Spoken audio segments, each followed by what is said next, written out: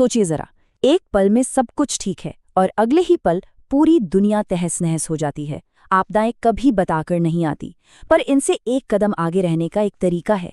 सही जानकारी हो तो न सिर्फ खुद की जान बचाई जा सकती है, बल्कि दूसरों के लिए एक ढाल भी बना जा सकता है। चलिए देखते हैं कैसे।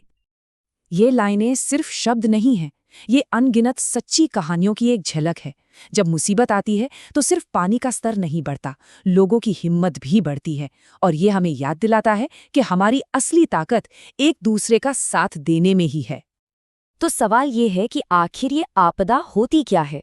इसे बस एक घटना की तरह नहीं, बल्कि एक ऐसे स्विच की तरह देखिए जो नॉर्मल को एबनॉर्मल में बदल देता है।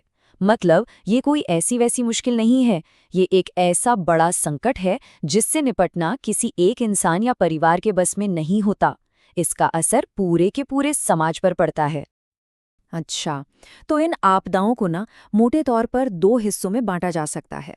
एक तरफ है कुदरती आफतें जैसे कि भूकंप, बाढ़ या कोई बड़ा तूफान, और दूसरी तरफ हैं वो मुसीबतें जो इंसान की बनाई हुई हैं, जैसे लापरवाही से लगी आग या कोई बड़ा एक्सीडेंट। और ये जानना बहुत ज़रूरी है कि खतरा कहाँ से आ रहा है, क्योंकि तभी तो हम सही तैयारी कर पाएंगे, है ना। चलिए अब बात करते हैं सबसे सबसे ज़रूरी हिस्से की, तूफान आने से पहले क्या करना है। समझ लीजिए ये वो वक्त है जब हम अपना किला मजबूत करते हैं। ये बिल्कुल एक घर की नींव की तरह है।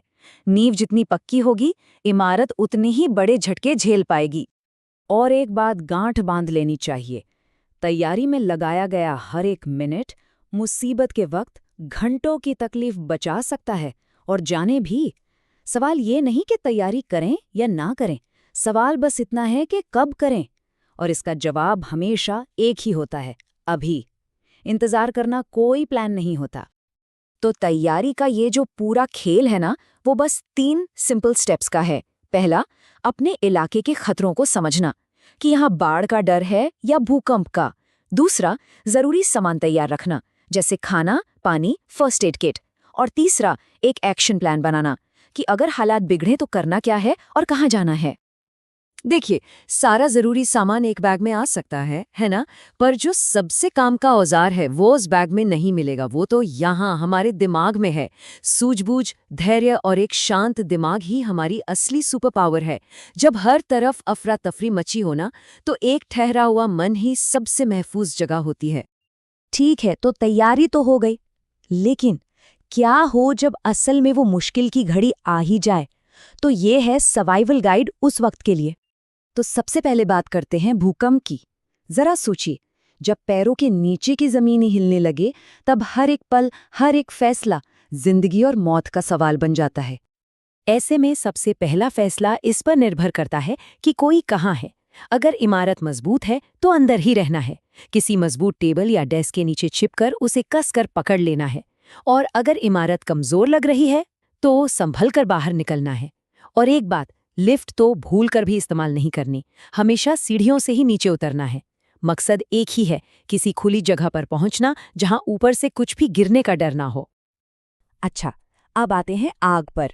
एक ऐसा खतरा जो अक्सर एक छोटी सी लापरवाही से शुरू होता है। बस एक चिंगारी और देखते ही देखते वो सब कुछ तबाह कर सकती है। आग लगने पर ना कुछ बातें हमेशा ध्यान में रखनी चाहिए। सबसे पहली और जरूरी बात, आग से ज्यादा खतरनाक उसका धुआं होता है।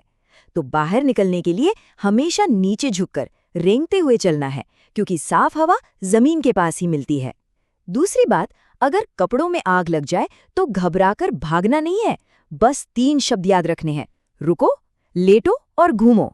और हाँ, अगर मुमकिन हो तो आग बुझाने वाले यंत्र, रेत या पानी से आग को काबू करने की कोशिश करनी चाहिए। और अब बात करते हैं बाढ़ की। जब पानी अपनी हदें भूल जाता है, ये सिर्फ पानी नहीं होता, ये एक ऐसी ताकत होती है जो चुपचाप सब कुछ अपने साथ बहा ले जाती है। जब पानी का स्तर बढ़ना शुरू हो तो दिशा सिर्फ एक ही होनी चाहिए, ऊपर की ओर, किसी भी ऊंची और सुरक्षित जगह की तरफ। और हाँ, एक खतरनाक कॉम्बिनेशन हमेशा याद रखना है, पानी और बिजली। गिरे हुए बिजली के तारों से तो बिल्कुल दूर रहना है, और भूलकर भी किसी स्विच को हाथ नहीं लगाना। और एक हुनर जो सिर्फ एक हॉबी नहीं बल्कि एक लाइफ स्किल है, वो है तैरना। इसे सीखना और सिखाना दोनों ही बहुत जरूरी है। तो तूफान चला गया, जमीन अब शांत है, लेकिन असली लड़ाई तो अब शुरू होती है, चीजों को वापस पटरी पर लाने की लड़ाई। और इसी लड़ाई में हमारा सबसे बड़ा हथियार सामने आता है, और वो है हमारा समाज, हमारा समुदाय। सोचिए, जब कोई बड़ी आफत आती है तो रेस्क्यू टीम या मीडिया के पहुंचने से भी पहले कौन पहुंचता है? वो होते हैं आस पड़ोस के लोग, वहीं के रहने वाले। सच तो ये है कि सबसे पहली और सबसे जरूरी मदद अक्सर बगल वाले दरवाजे से ही आती है। किसी भी बड़ी तबाही के बाद सारी बड़ी बड़ी बातें पीछे रह जाती हैं और हम वापस सबसे बुनियादी ज़रूरतों पर आ जाते हैं। वही चीज़ें जो जिंदा रहने के लिए ज़रूरी हैं, पीने का साफ पानी, पेट भरने के लिए खाना, सिर छुपाने के लिए एक छत और जख्मों पर लगाने के लिए दवा। बस इसी नींव पर जिंदगी दोबारा खड़ी होती है। और यहीं पर ये सारी बातचीत हमें एक बहुत ही ज़रूरी सवाल पर लाकर छोड़ देती है। एक ऐसा सवाल जिसका जवाब हमें अभी नहीं देना, बल्कि अपने साथ लेकर जाना है और सोचना है कि अगर कभी ऐसी कोई मुश्किल की घड़ी आए तो एक इंसान के तौर पर हम मदद के लिए आगे कैसे आ सकते हैं। ये सिर्फ एक सवाल नहीं है, ये हमारी जिम्मेदारी की याद दिलाता है। क्योंकि आखिर में अपनी तैयारी और समाज की ताकत ये सिर्फ बचने के तरीके नहीं है, ये अंधेरे में उम्मीद की वो किरण है जो हमें रास्ता दिखाती है।